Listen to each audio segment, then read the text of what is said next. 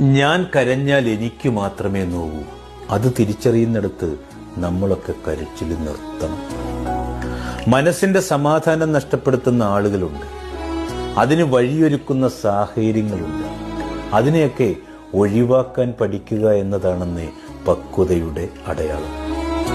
ഈ നേരിടേണ്ടി വരുന്ന ദുരനുഭവങ്ങളുണ്ട്, തിരിച്ചടികളുണ്ട്.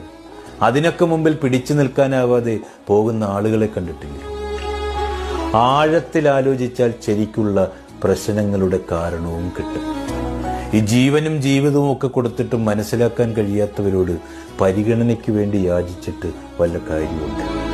അവരുടെ പരിഗണനയിൽ നമ്മളൊന്നുമല്ല, വേറെ ചില ആളുകളെ ഉള്ളു. അത് നമ്മൾ മനസ്സിലാക്കണം. ജീവിതത്തിൽ തകർക്കാനും തളർത്താനും ഒക്കെ അങ്ങനെ ഒരുപാട് ആളുകൾ ഉണ്ടാകും. ജീവിതമെന്ന് പറയുന്നത് നമ്മുടേത് മാത്രമാണ്. ജീവിക്കേണ്ടതും നമ്മൾ തന്നെയാണ്. ഈ തളർത്തുന്നവരുടെ മുമ്പിൽ നല്ല